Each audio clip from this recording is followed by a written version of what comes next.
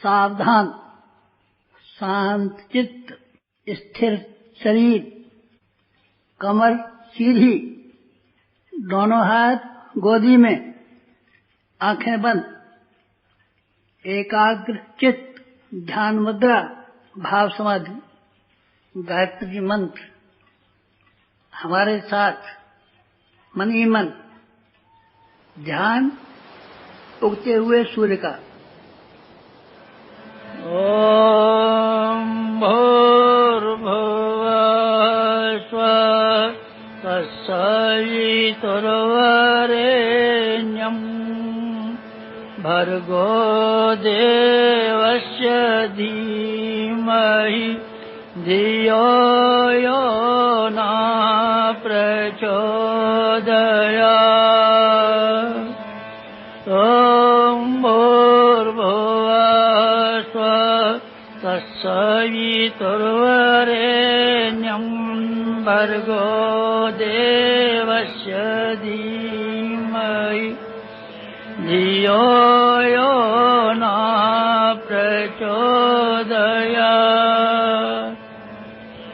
ओम भूर्भुवः स्वः तत्सवितुर्वरेण्यं भर्गो देवस्य धीमहि धियो यो नः प्रचोदयात्।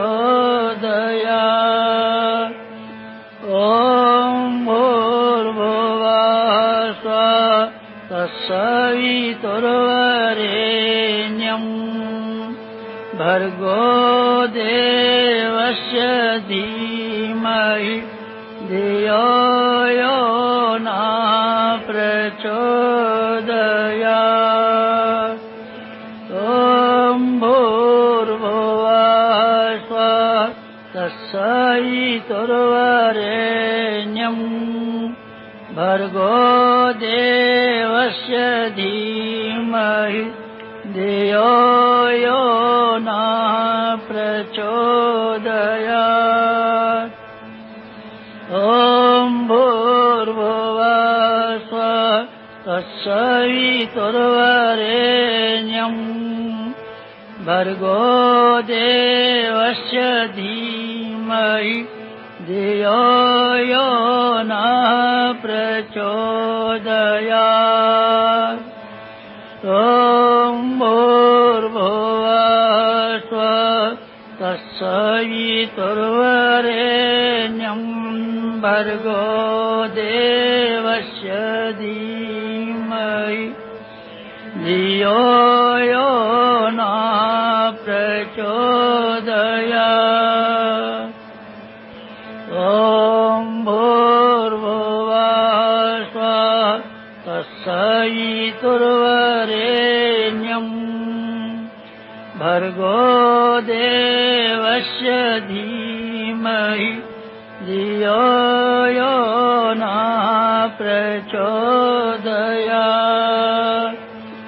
ओम भूर्भुवः स्वः तत्सवितुर्वरेण्यं भर्गो देवस्य धीमहि धियो यो नः प्रचोदयात्।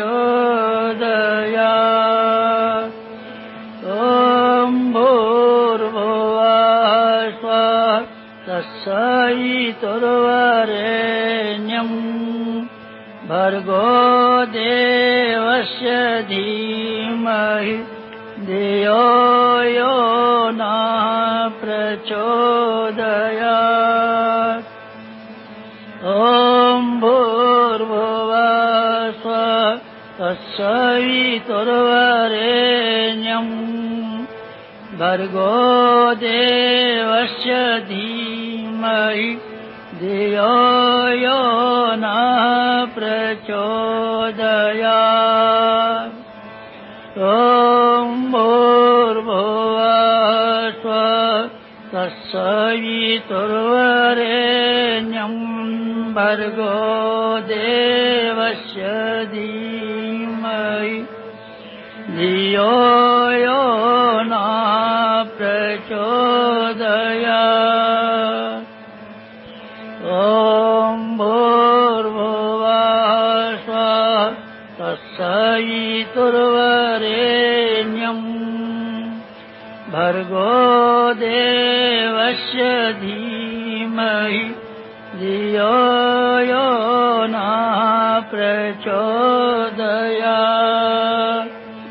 ॐ भूर्भुवः स्वः तत्सवितुर्वरेण्यम् भर्गो देवस्य धीमहि धियो यो नः प्रचोदयात्। ॐ भूर्भुवः स्वः तत्सवितुर्वरेण्यम् भर्गो देवस्य धीमहि धियो यो नः प्रचोदयात्।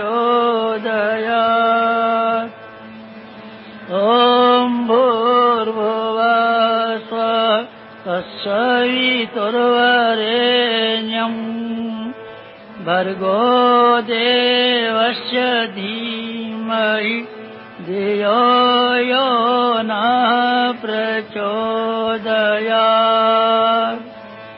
ॐ भूर्भुवः स्वः तत्सवितुर्वरेण्यम् भर्गो देवस्य धीमहि धियो यो नः प्रचोदयात्।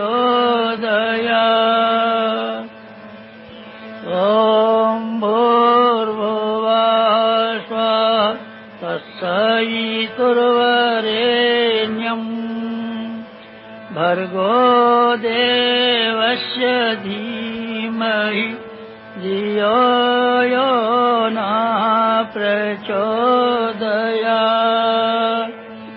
ॐ भूर्भुवः स्वः तत्सवितुर्वरेण्यम् भर्गो देवस्य धीमहि धियो यो नः प्रचोदयात्।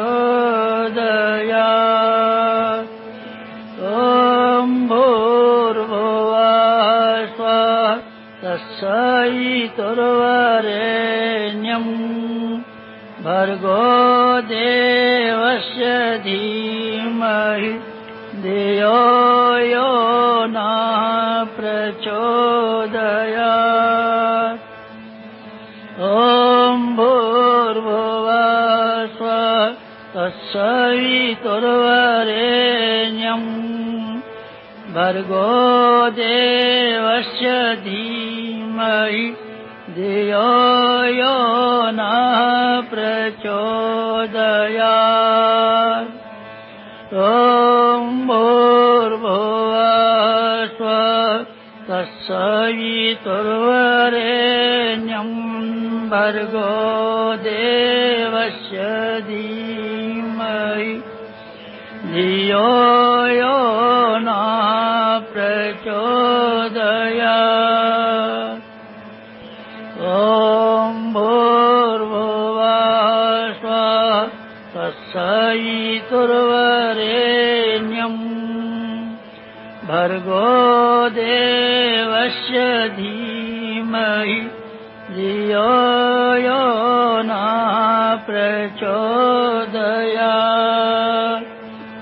ॐ भूर्भुवः स्वः तत्सवितुर्वरेण्यम् भर्गो देवस्य धीमहि धियो यो नः प्रचोदयात्।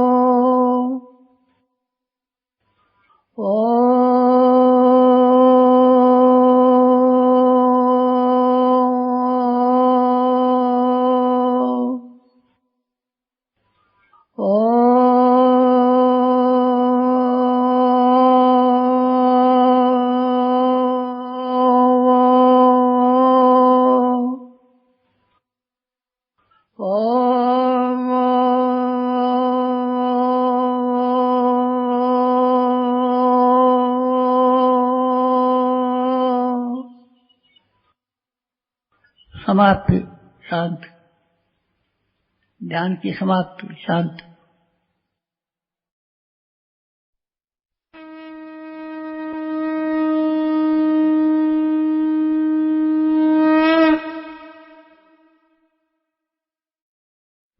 ओम भूर्भुवः स्वः तत्सवितुर्वरेण्यं भर्गो देवस्य धीमहि धियो यो नः प्रचोदयात्। देवियों भाइयों, हम अपना सूक्ष्मीकरण कर रहे हैं। सूक्ष्म होने से गिलास में पानी भरा रहता है तो थोड़ी जगह में गिलास में रखा रहता है। जब उसकी हम स्टीम बना देते हैं, भाप बना देते हैं, तो एक गिलास इतना जबरदस्त बन जाता है कि वो एक प्रेशर कुकर को फाड़ के फेंक सकता है, छत को तो तोड़ के फेंक सकता है। इसी का नाम सूक्ष्मीकरण है। हम अपने आप को सूक्ष्म में बना रहे हैं ताकि लंबे चौड़े प्रदेश में काम कर सकें। अब तक हम शांति कुंज में काम करते रहे, अब तक हम गाची तपोभूमि में काम करते रहे, अब तक हम अखंड ज्योति कार्यालय में काम करते रहे, अब तक सीमित काम करते रहे। शरीर हमारा सीमाबद्ध है और सीमाबद्ध शरीर की वजह से जितना भी थोड़ा बहुत काम बन सका है, शरीर के बंधनों में बंधने के बाद में ज्यादा काम हम नहीं कर सकते थे और ज्यादा काम किया भी नहीं है। आप तो कह सकते हैं कि आपने काम देखा, ठीक है, आप अपने हिसाब से ज्यादा काम भी कह सकते हैं। दूसरे निकम्मे लोगों की बनिस्बत हमने ज्यादा काम किया है। दूसरे लोग ऐसे ही टाइम पास कर देते हैं, जिंदगी का न कोई कीमत समझते हैं, न कोई उसका मूल्य समझते हैं, न उससे कुछ फायदा उठाते हैं। उसकी तुलना में हमने, ठीक है, शरीर से भी ज्यादा काम किया, लेकिन अब शरीर से काम करने से काम चलने वाला नहीं। अब हमको सूक्ष्म बनना पड़ेगा क्योंकि हमारा दायरा बड़ा है। अब तक हमारा दायरा पहले बहुत कम था, 1.5 लाख के करीब अखंड ज्योति चलती है। थोड़े से लोग वो हैं और गायत्री परिवार के लोग हैं और विज्ञा परिवार के लोग हैं, गायत्री शक्तिपीठों के लोग हैं। सब मिला करके 20 लाख आदमी हो जाते हैं।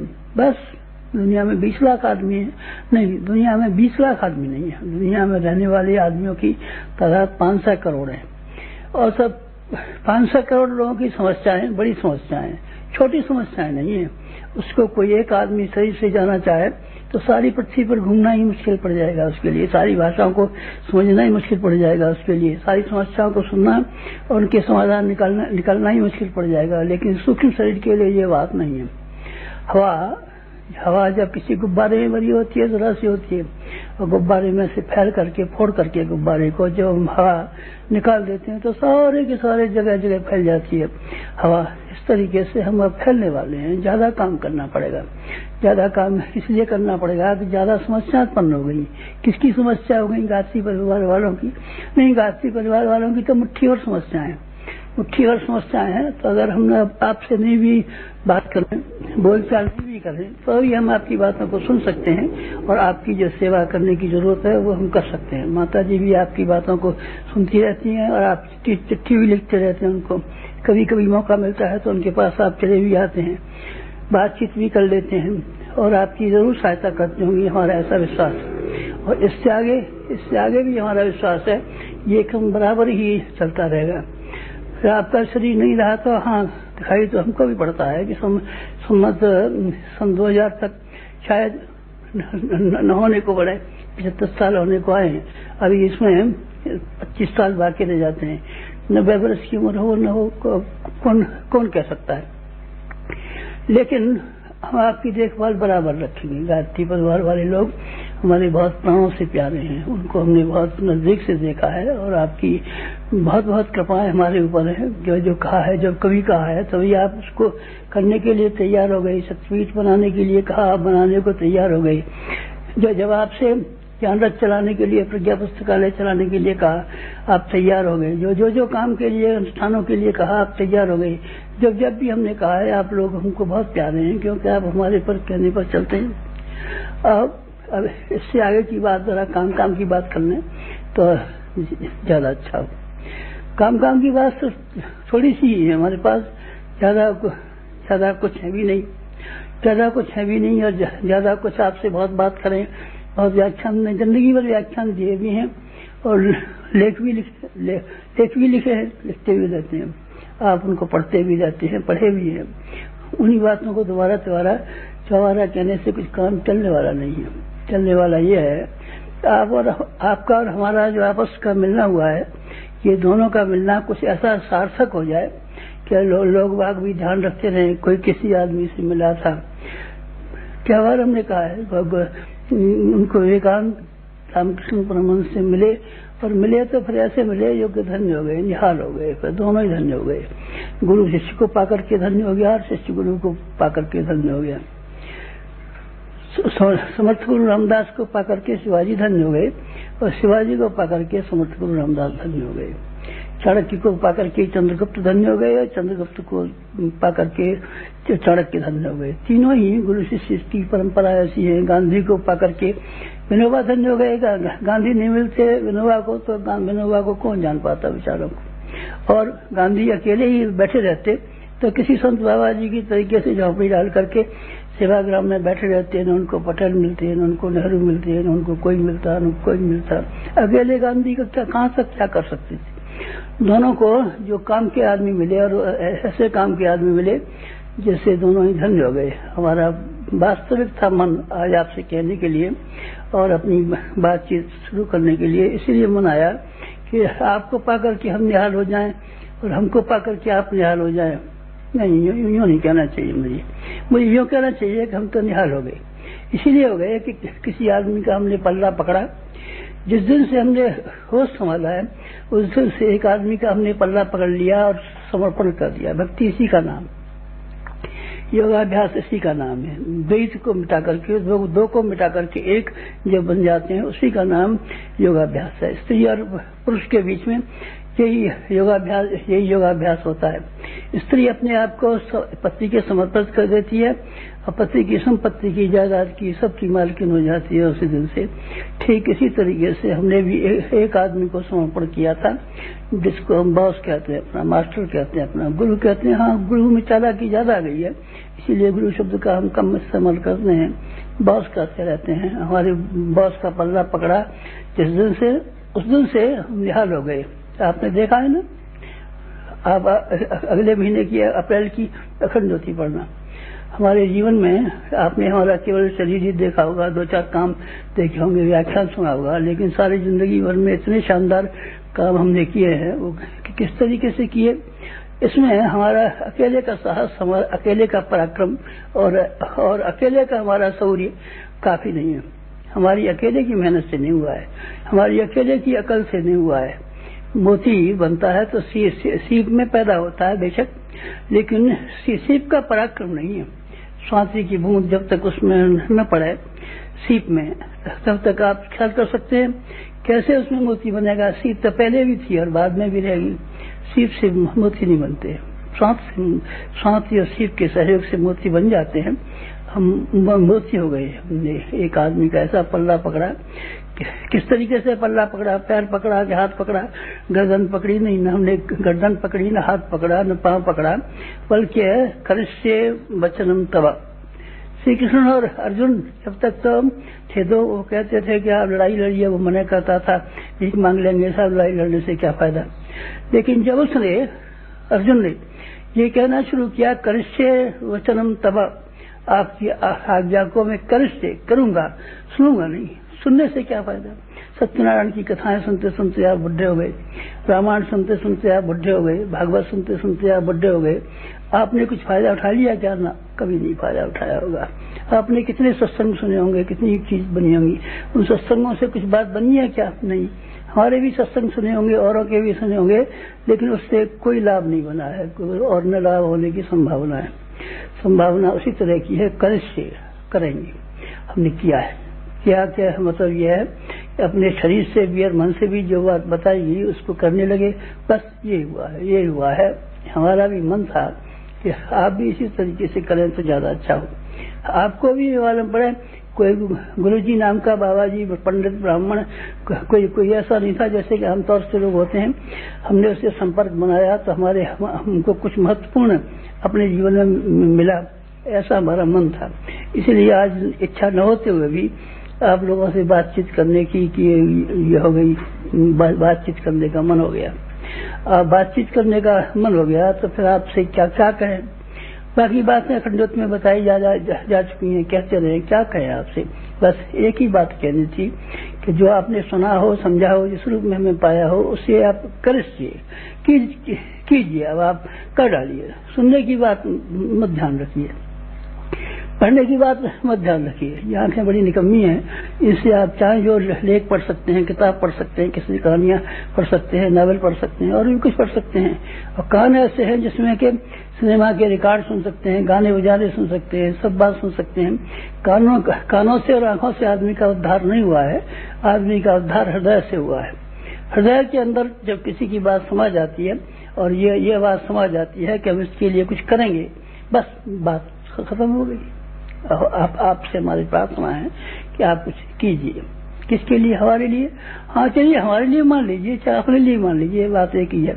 हम और आप दो है क्या? नहीं, हम और आप दो नहीं है, एक है। तो आपके लिए कुछ करें? नहीं भाई साहब, मत कीजिए हमारे लिए। हमारी जरूरतें क्या, कितनी है? इंसान की आवश्यकताएं क्या है? मुट्ठी भर का पेट, 3 मुट्ठी चावलों की खिचड़ी से हमारा गुजारा हो जाता है। आपसे क्या कहेंगे आप? हमारे लिए ये कर दीजिए। 3 गज कपड़े से शरीर को ढक करके अपना काम चला लेते हैं। आपको अपने लिए हम क्या कहेंगे? हमको उसके लिए कहना है आपसे, जिससे कि आपका भी कल्याण होता हो और आपको भी संतोष होता हो, और हमारा भी कल्याण होता हो और हमारा भी संतोष होता हो। वो बात हमसे कहनी है।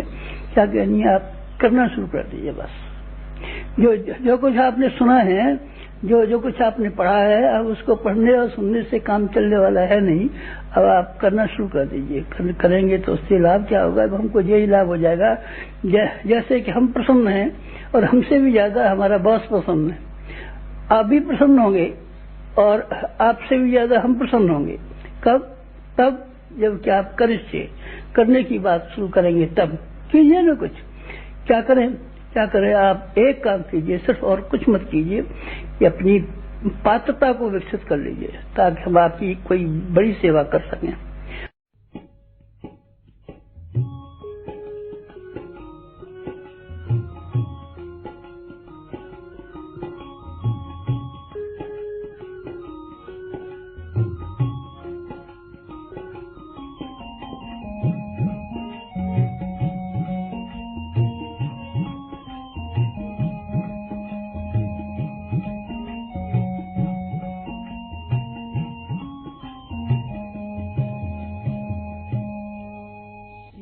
नहीं पाए चादर ओढ़ने का ढंग रे, सीख नहीं पाए चादर ओढ़ने का ढंग रे, मैली चादर पर कैसे चढ़ पाए रंग रे, मैली चादर पर कैसे चढ़ पाए रंग रे।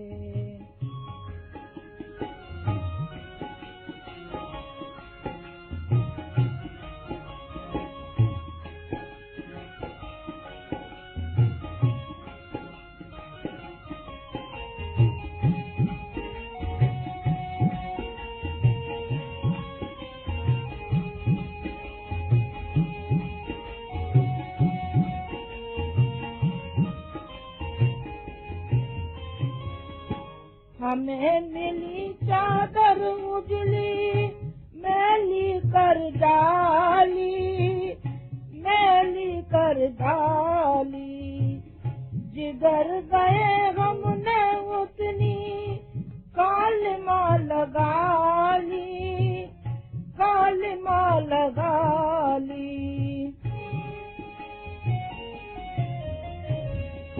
हमें मिली चादर उजली मैली कर डाली, मैली कर डाली, जिधर गए हमने उतनी कालिमा लगा ली, कालिमा लगा ली।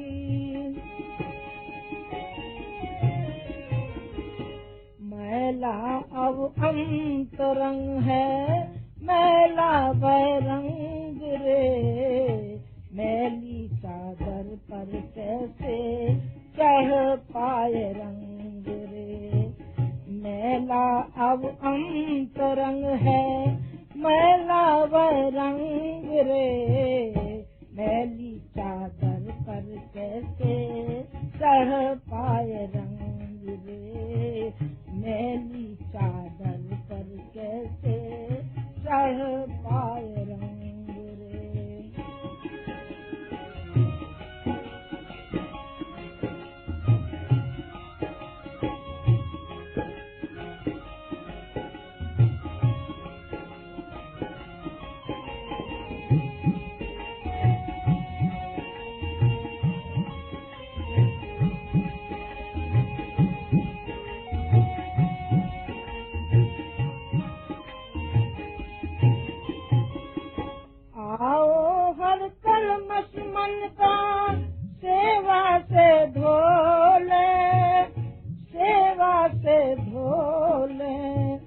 सबको अपना ले मन से, हम सबके होले, हम सबके होले। आओ हर कलमस मन का सेवा से धोले, सेवा से धोले।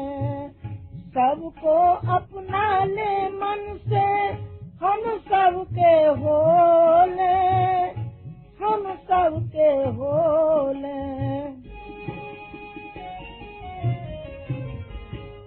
सेवा है सच्ची पूजा, सेवा सत्संग रे, मैली चादर पर कैसे चढ़ पाए रंग रे। सेवा है सच्ची पूजा, सेवा सत्संग रे, मैली चादर पर कैसे चढ़ पाए रंग रे, मैली चादर पर कैसे चढ़ पाए रंग रे।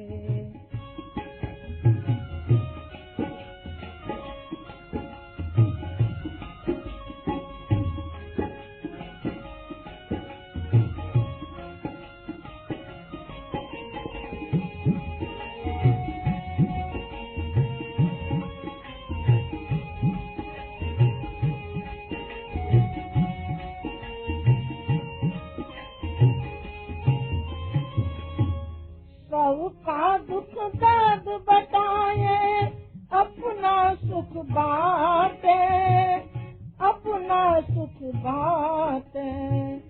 हृदय हृदय की खाई को हंस कर हम पाते, हंस कर हम पाते। सबका दुख दर्द बताए, अपना सुख बाटे, अपना सुख बाटे। हृदय हृदय की खाई को हंस कर हम पाते, हंस कर हम पाते। किए नहीं तीरथ चाहे, गए नहीं गंग रे, मैली चादर पर कैसे चढ़ पाए रंग रे। किए नहीं तीरथ चाहे, गए नहीं गंग रे, मैली चादर पर कैसे चढ़ पाए रंग रे, मैली चादर पर कैसे चढ़ पाए रंग रे।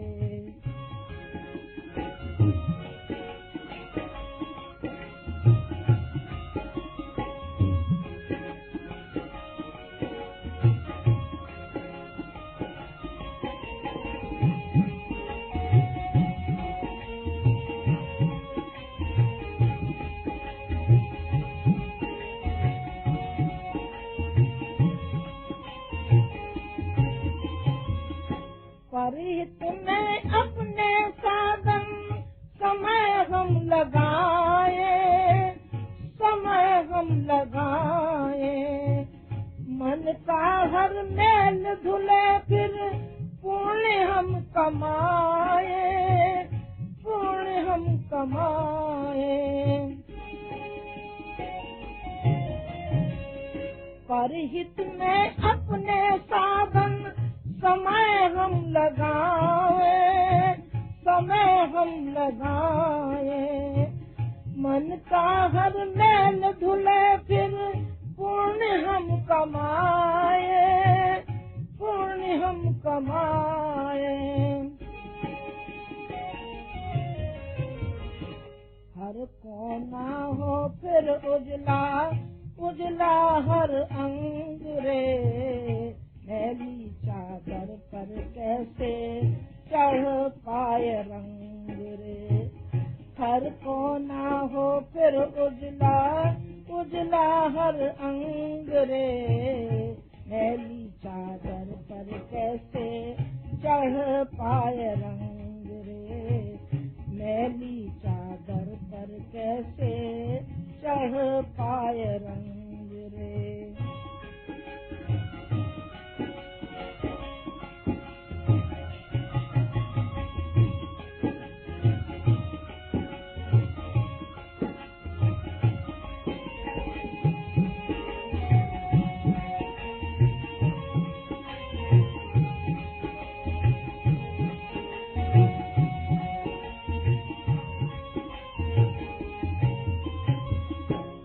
निर्मल आचरण बनेगा, चमकेगा चिंतन, चमकेगा चिंतन।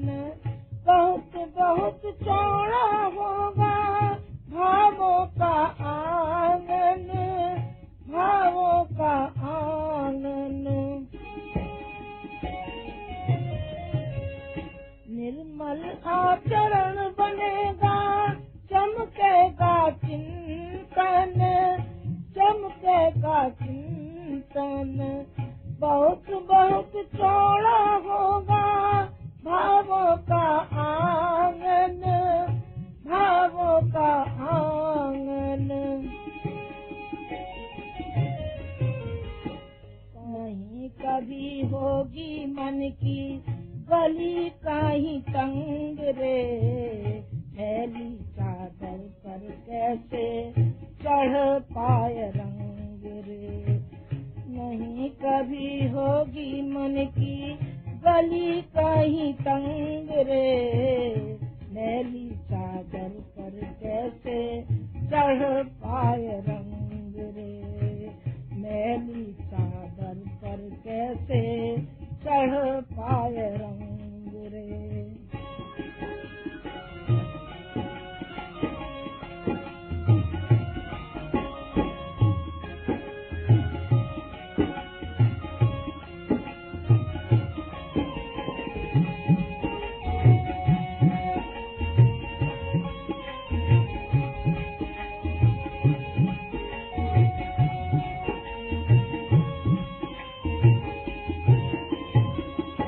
जीवन में शेष रहेगी फिर नहीं निराशा, फिर नहीं निराशा।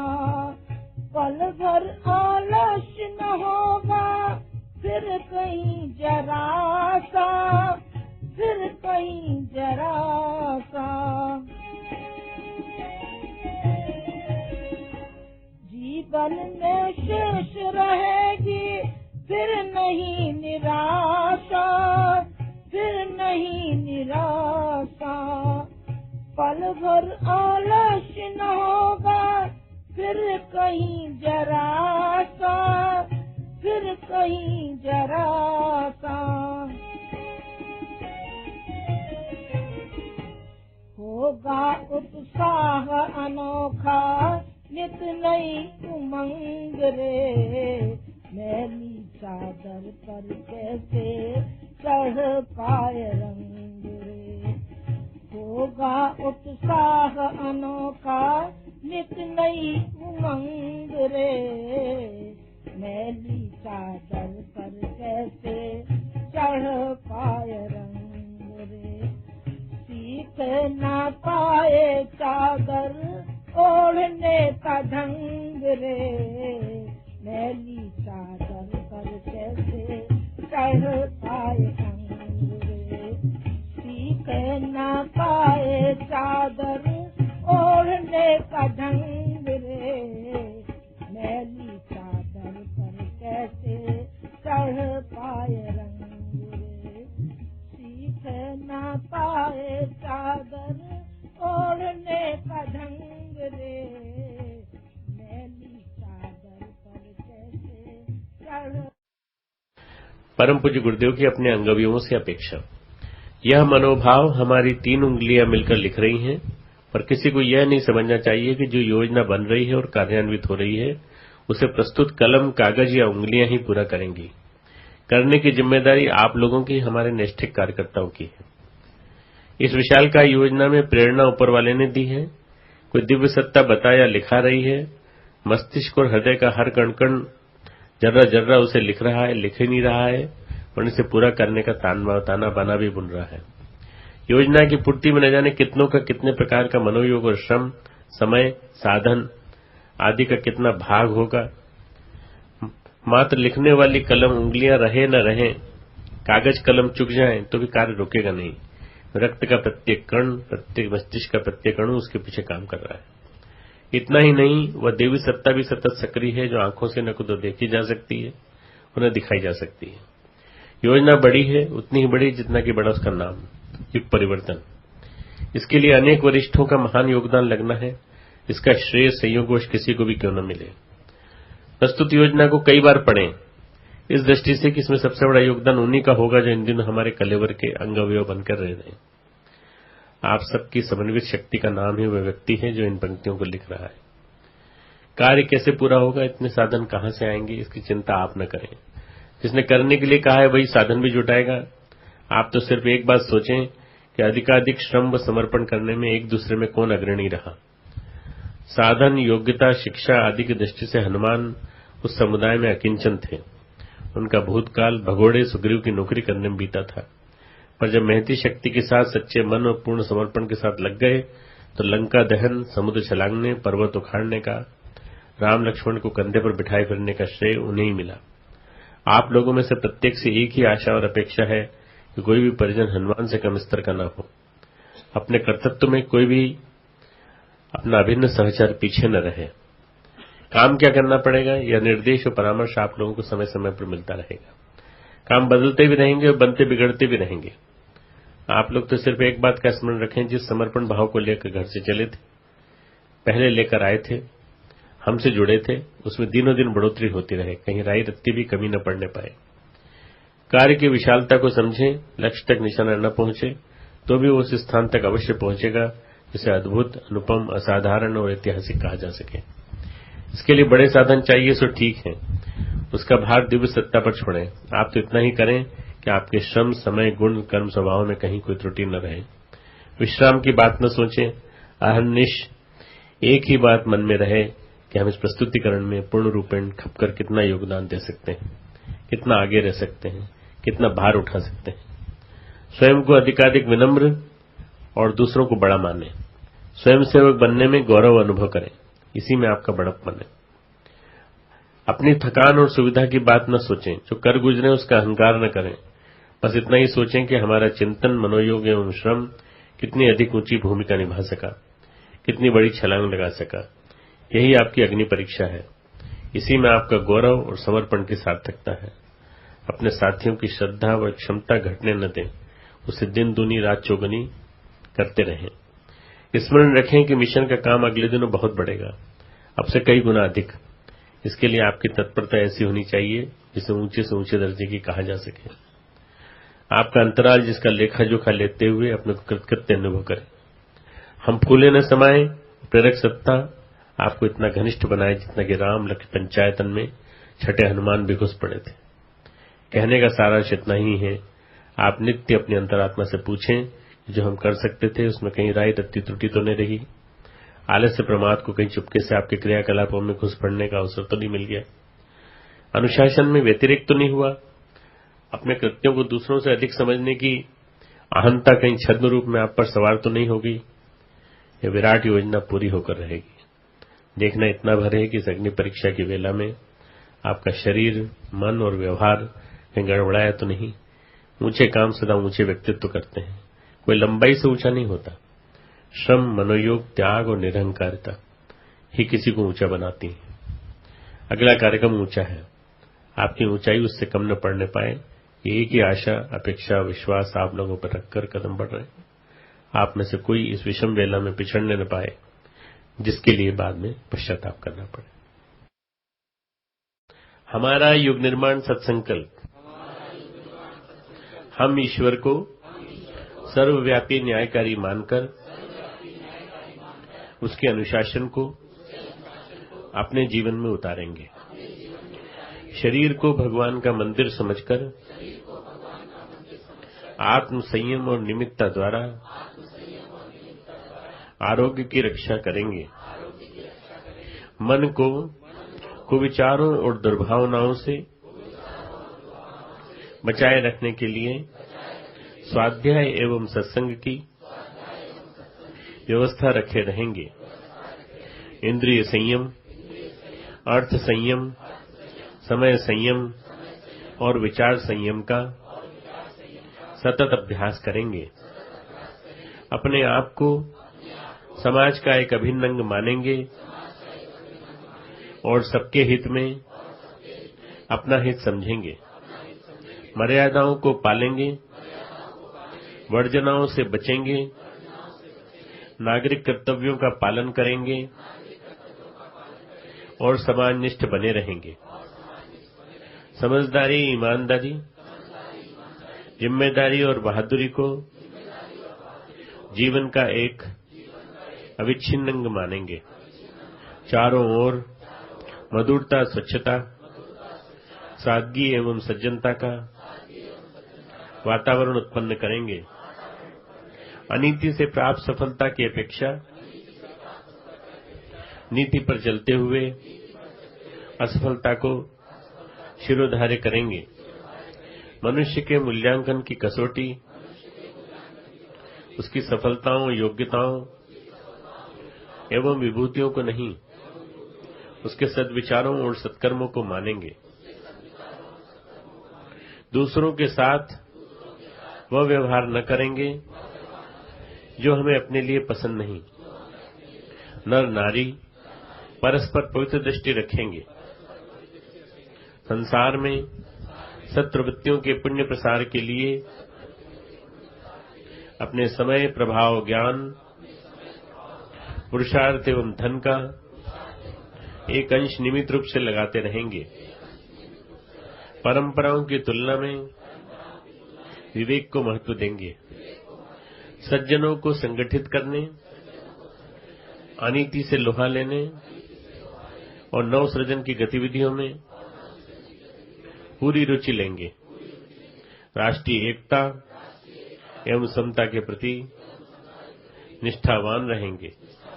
जाति, लिंग, भाषा, प्रांत, संप्रदाय आदि के कारण परस्पर कोई भेदभाव न बरतेंगे। मनुष्य अपने भाग्य का निर्माता आप है। इस विश्वास के आधार पर हमारी मान्यता है कि हम उत्कृष्ट बनेंगे और दूसरों को श्रेष्ठ बनाएंगे तो युग अवश्य बदलेगा। हम बदलेंगे, युग बदलेगा। हम सुधरेंगे, युग सुधरेगा। इस तथ्य पर हमारा परिपूर्ण विश्वास है। हमारा परिपूर्ण विश्वास, हमारा परिपूर्ण विश्वास। ओम जो शांति अंतरिक्षगुण शांति पृथ्वी शांतिराप शांतिरोषधय शांतिर्वनस्पतय शांतिर्विश्वे देवा शांतिर्ब्रह्म शांति सर्वं शांति शांतिरेव शांति सावा शांति ओम शांति शांति। आज इस पुण्य पर्व पर गुरु जी की ओर से, मेरी ओर से आपको हार्दिक शुभकामनाएं और आशीर्वाद। भगवान करे आपकी कोई कठिनाइयां हो, कोई परेशानियां हो, आपकी हल हो।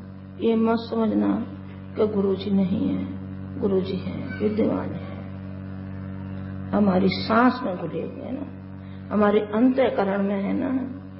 हम जब चाहें देख लें कितनी दूरी है, थोड़ी सी दूरी है, यहां से यहां तक की कोई दूरी नहीं है, बिल्कुल समीप है और समीप ही वो रहेंगे।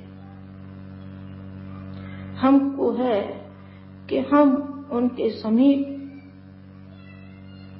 कैसे पहुंच सकते हैं, समीपता को कैसे अनुभव कर सकते हैं, उनमें हम कैसे लय हो सकते हैं। लय का अर्थ मैंने समझा, वो एक समझे। एक लय का अर्थ तो ये होता है कि सूक्ष्म सूक्ष्म मिल जाए, वो भी है, उसके लिए भी मैं प्रयत्नशील हूं। पर एक दूसरा है लय होने का कि हमको हर क्षण याद रहे और उनके निर्देशों का पालन करते रहे। तो उन्हीं में ही लय है। जो हमको जिम्मेदारियां सौंपी हैं उनको हम वहन करते हुए चले जाएं। इतने सबल कंधे मजबूत करते रहें। हाँ, वो शक्ति मिलती रहेगी, हमको मिलती रहेगी, आपको वो शक्ति मिलती रहेगी कि आप हर कष्ट कठिनाइयों में उनको आप समीप पाएंगे। इन्हीं शब्दों के साथ मैं अपनी बात समाप्त करती हूँ। भगवान करे आपका कल्याण हो। न त्वं कामये राज्यं न सौख्यं न पुनर्भवम् कामये दुःखतप्तानां प्राणिनां आर्तनाशनम्। ओम शांति।